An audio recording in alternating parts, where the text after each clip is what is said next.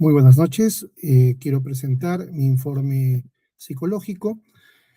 A partir de la evaluación psicológica integral de un caso clínico, le evaluado a un estudiante de 10 años con iniciales RHC del quinto año de primaria, de la institución educativa 1087 General Roque Sáenz Peña, de San Miguel, en la ciudad de Lima. Las fechas de evaluación fueron entre el 20 y el 24 de abril del año 2026. El evaluador, quien habla, Efraín Arauz Chávez, estudiante de la Universidad Continental del séptimo semestre. Todo esto dentro de la asignatura de evaluación, diagnóstico e informe psicológico. En cuanto a los datos de filiación, podemos decir que la niña de sexo femenino tenía 10 años, nacida el 6 de julio del 2015, estudiante del quinto grado de primaria, en la institución antes mencionada. El motivo de la consulta es la evaluación integral, cognitiva, visomotriz y emocional para efectos académicos en el producto académico número 3 de la asignatura de evaluación, diagnóstico e informe psicológico de la Universidad Continental. El problema actual respecto a la informante principal, la madre de familia, la señora Yesenia Álvarez Calderón, nos hizo alusión a que la niña era muy activa, inquieta y muy feliz, pero con unas conductas reportadas como impulsividad reactiva, dificultad en la regulación conductual, obediencia parcial y agresividad ante la contrariedad. Las observaciones generales de conducta nos hacen mostrar una actitud general de una niña colaboradora y participativa, tímida al inicio de las evaluaciones, pero que supera esa reserva inicial con una disposición y buena voluntad. Su lenguaje ha sido fluido y adecuado para su edad, 10 años, sin alteraciones en articulaciones ni comprensión verbal. La inquietud motora se le ha notado en los diferentes momentos cambios de posición y movimientos corporales leves, coherentes con el perfil hiperactivo reportado en el hogar. En cuanto a la atención, se mantuvo el interés en las actividades de manera sostenida. En cuanto a la conducta de ansiedad, no se observó en la sesión reportes externos, ni transpiración de manos, temblor leve y olvidos de lo estudiado. No ha habido una observación de ese tipo de conducta de ansiedad. En cuanto a la presentación personal, en todas las sesiones la niña estuvo de una forma adecuada, con un buzo del uniforme escolar, actitud respetuosa y afectuosa con el examinador. Ahora, en cuanto a los antecedentes de importancia, podemos decir, a partir de la anamnesis, ¿no?, en la entrevista con la madre, en cuanto a la historia personal, nos dice la madre que tuvo un embarazo no planificado, sin complicaciones, y el control se hizo en el policlínico. Tuvo un parto natural de unas 10 horas aproximadamente, sin anestesia. Hubo ictericia neonatal sin incubadora. El peso al nacer, 3 kilos 200 gramos, lactancia materna hasta el año y medio, desarrollo evolutivo normal, sus primeras fases a los 11 meses, luego empezó a caminar en la marcha a partir del año, y el control de los esfínteres a partir del año y 3 meses. Tuvo una caída como un antecedente trascendente, una caída a los 3 años, y de repente el impacto de una enfermedad grave de la abuela. Se le ha notado sonambulismo ocasional, y esto es una vez al mes aproximadamente. En cuanto a la historia familiar, la familia es biparental, 6 hijos. Ruth ocupa el quinto lugar entre los hermanos. Los padres permanecen juntos ya alrededor de 20 años, con las discusiones conyugales ocasionales que son normales en una relación de pareja, con temas como el tema principalmente económico y otros temas personales. En cuanto a la calidad afectiva, es afectuosa. Ruth es afectuosa con los padres y los padres también con ella. Los hermanos, se puede decir que con ellos discute, a veces con las hermanas, sobre todo chicas en algún caso mayores y otras menores, pero con el hermano bebé, Benjamín, ¿no? Tiene una relación mucho más cercana, es su preferido. Ahora, para la disciplina se usa en el hogar el diálogo, eh, se le ha castigado algunas veces cuando se le quita los privilegios y ocasionalmente algún castigo físico.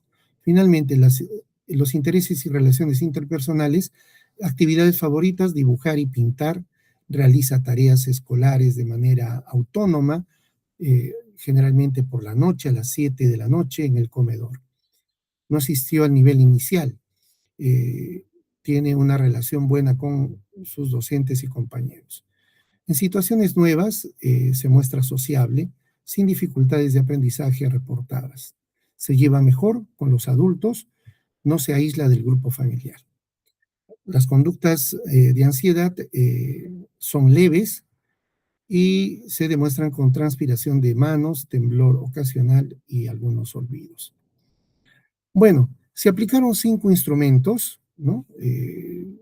Y algunas técnicas. Podemos mencionar el test de factor G de Cattell, en la escala 2 en el formato A, en la forma A, para medir el área cognitiva y la inteligencia. Duró entre 20 y 30 minutos. Luego el test perceptivo visomotriz de Bender, sin límite de tiempo. El test de dibujo de la figura humana, ¿no? De Coppitz, eh, para medir el área emocional. Es un test proyectivo, ¿no? Se usó entre 10 y 15 minutos. El test de familia de Corman, de igual forma, entre 10 y 15 minutos. Y con la madre, el cuestionario de capacidades y dificultades de Robert Goodman, entre 10 y 30 minutos.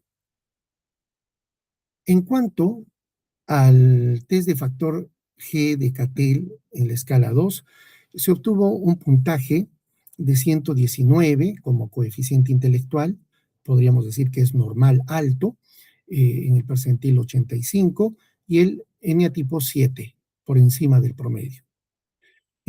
Tuvo la mayor fortaleza, digamos así, destaca en el razonamiento inductivo, en el subtest de series, con un 83.3%. Y el más bajo fue en la clasificación, ¿no? La abstracción categorial. Eh, Se observó dificultad en la formación de conceptos. En cuanto al test perceptivo visomotriz de Bender, Coppitz, su desempeño globalmente fue adecuado para la edad cronológica de 10 años. De las 9 figuras reproducidas, se hicieron con trazos firmes y buena diferenciación espacial, tal como se observa en la imagen.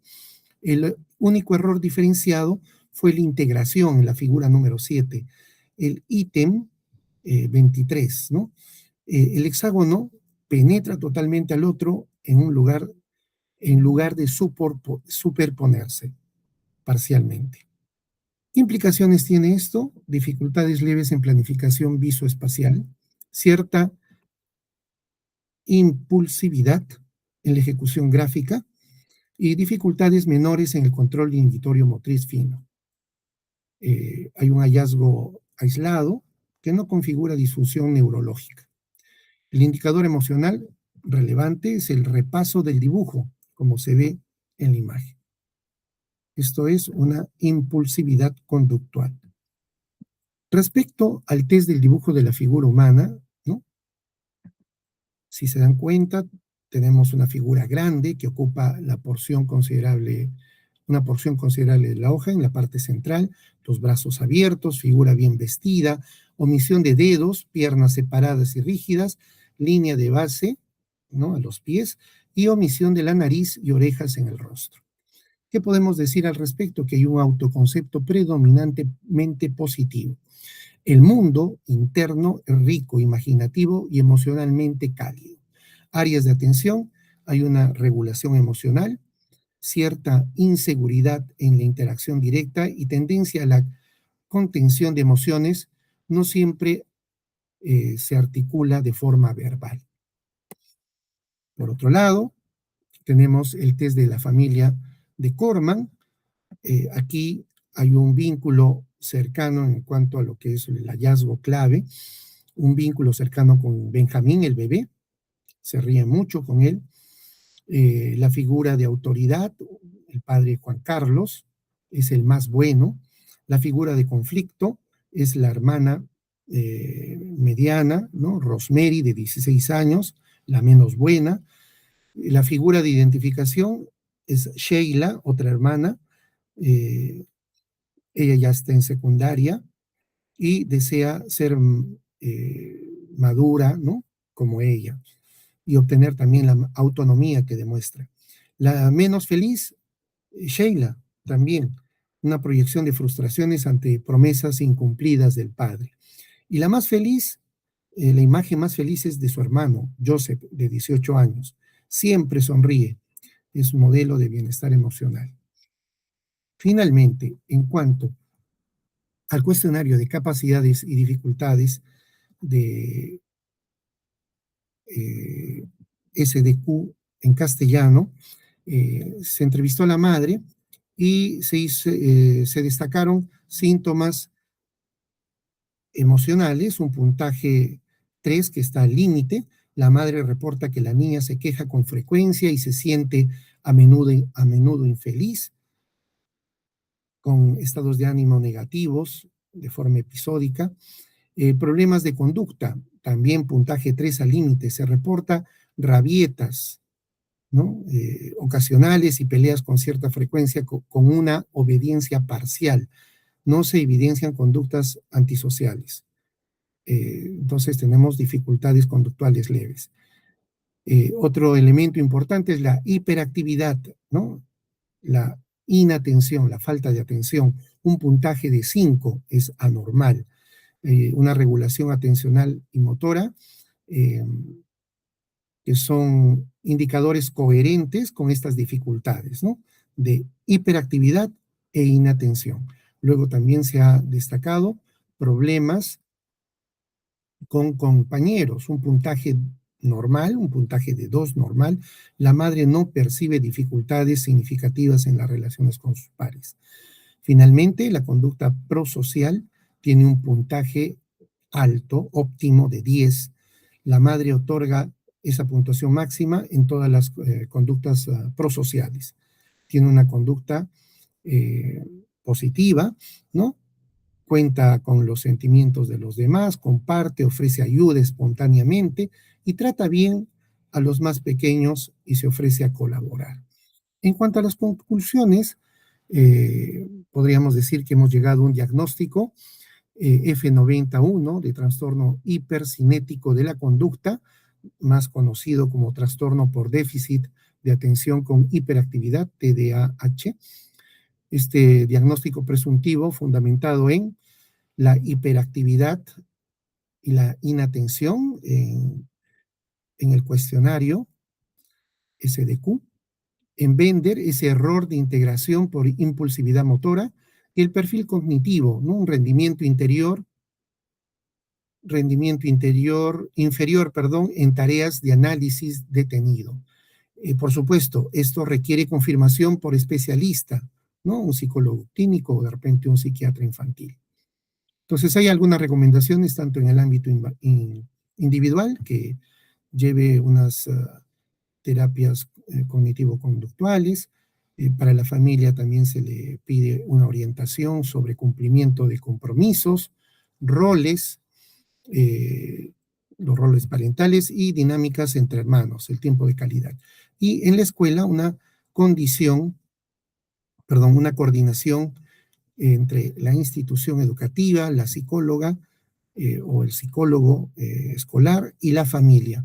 Reuniones de seguimiento mensual y participar en liderazgo y convivencia escolar. Esto sería pues en coordinación con la maestra. En las conclusiones diagnósticas, ya hemos dicho, ¿no es cierto?, tiene en la parte cognitiva un coeficiente intelectual de 119, normal alto.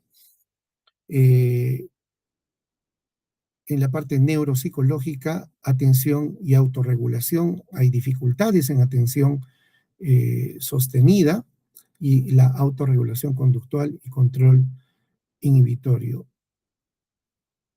Hiperactividad, ¿no? Nivel 5 anormal, un perfil funcional compatible con TDAH y componente hiperactivo impulsivo. En la parte emocional afectiva, autoconcepto positivo, y en la parte conductual, dificultades leves. Está con un SDQ, ¿no? Conductual de 3 al límite, eh, esa obediencia parcial, pero sin conductas antisociales. Finalmente, podemos decir que el diagnóstico, como ya lo hemos mencionado, es de el F90.1, de acuerdo al código de CIE-10, ¿no? Trastorno hipercinético de la conducta.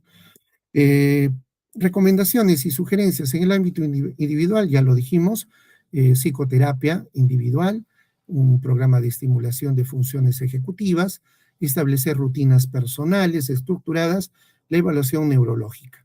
En el ámbito familiar, esa gestión de la dinámica entre hermanos, una orientación psicológica familiar, sería bueno que los padres también asistan a una orientación con la profesional de la psicología, fortalecimiento del vínculo emocional con Ruth, que es la hermana mediana, mediante tiempo de calidad, y revisión de las estrategias disciplinarias, reducir el castigo físico, ¿no? Y fortalecer el diálogo y los límites claros.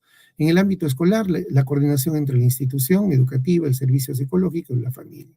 Reuniones de seguimiento, promover participación de Ruth en actividades de liderazgo, y adaptar las condiciones de estudio, ¿no? Una supervisión de las tareas, cosa que los papás no estaban haciendo. Finalmente, quiero llegar a compartir una reflexión respecto al rol del psicólogo en el informe psicológico. Definitivamente, debemos los estudiantes de psicología, pero luego los futuros profesionales, lograr un rigor ético y confidencial. Esto como parte de nuestra formación, no solamente la parte cognitiva, ¿no? Sino el concepto, sino sobre todo en la práctica.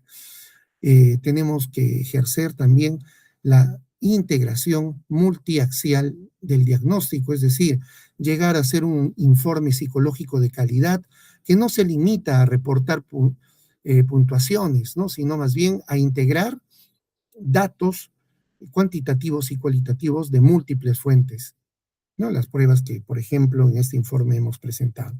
Luego, una humildad epistémica y un diagnóstico presuntivo. El psicólogo en formación y también el profesional debe reconocer sus límites, eso es fundamental, debe reconocer sus límites. Un diagnóstico basado en instrumentos psicométricos y en el reporte de un solo informante es provisional. Esto requiere mayores estudios, otras técnicas y también en algunos casos la derivación a otros colegas profesionales e incluso al psiquiatra. Finalmente, el informe debe de considerarse como una herramienta de cambio, ¿no?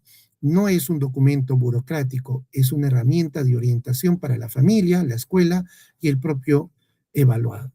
Entonces, de esta forma concluyo con la exposición de este trabajo como evaluación final en nuestra asignatura de evaluación diagnóstico.